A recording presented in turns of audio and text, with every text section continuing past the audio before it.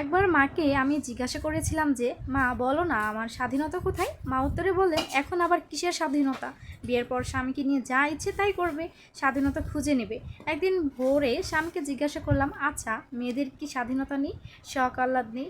উত্তর একটাই, বিয়ের আগে যা করেছো এখন করা যাবে না, লোকে কি বলবে। ছেলে মেয়েদের মানুষের মতো মানুষ করার পরে যা ইচ্ছে করতে পারবে। আজ আমার ছেলের বয়স 20-তে পা দিল। বললাম, আচ্ছা বাবা, মায়েদের স্বাধীনতা বা মেয়েদের স্বাধীনতা কোথায় তুই বলতে পারিস? ছেলে আমার মস্ত বড় গম্ভীর মুখে উত্তর দিয়ে হেসে বলল, এখন কি আর ওই বয়স আছে নাকি? যা ইচ্ছে করবে, অনেক কিছুই তো করেছো জীবনে, এবার আমাদের মতো করে চলার চেষ্টা করো মা। জানেন আপনি, মেয়েদের মানুষের স্বাধীনতা হয় না, ঘর হয় না, তারা মানিয়ে নিতে নিতে তার স্বার্থের সবটুকু দিতে দিতে মৃত্যুবরণ করে। একজন মায়ের মুখে শোনা গল্প। সত্যি আমরা কেন এভাবে ভাবি না? আমাদের কার কি মত প্লিজ কমেন্টে জানাবেন অবশ্যই। কিন্তু তো এটা হচ্ছে একটা মায়ের আর্তনাদ, আমি আপনাদের সাথে শেয়ার করলাম। আর আজকে হচ্ছে লাড্ডুটা বানিয়ে ফেললাম। এতদিন তো বানিয়েছি পেঁপের লাড্ডু, আজকে হচ্ছে আমরা লাড্ডু, আবার নারকেলের লাড্ডু, অনেক কিছুই কিন্তু বানাই।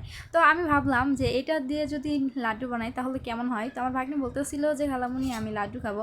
তো কি আর করবো, আমার আবু যেহেতু আমাদের জন্য আমরা এনেছিল, তো এগুলো দিয়ে আমি লাড্ডুটা বানিয়ে ফেললাম খুবই সুন্দর প্রসেসে। তো দেখুন মাশাআল্লাহ অনেক কিন্তু সুন্দর হয়েছে। তো আপনারা চাইলে কিন্তু এভাবে একদিন লাড্ডু বানিয়ে খেতে পারেন, এতটাই ভালো। এই লাড্ডুটা না খেলে কিন্তু আমি বুঝতে পারতাম না যে এত ভালো লাগে। তো আপনারা চাইলে কিন্তু এক্ষুনি বানিয়ে খেতে পারেন, আর খুবই অল্প সময়। তো এই লাড্ডুটা বানানো যে এত সহজ, আপনারা যদি বানান তাহলে কিন্তু খেতে পারবেন। তো আবার চলে আসবো নেক্সট কোনো ভিডিও নিয়ে। সবাই ভালো থাকবেন, আল্লাহ হাফেজ।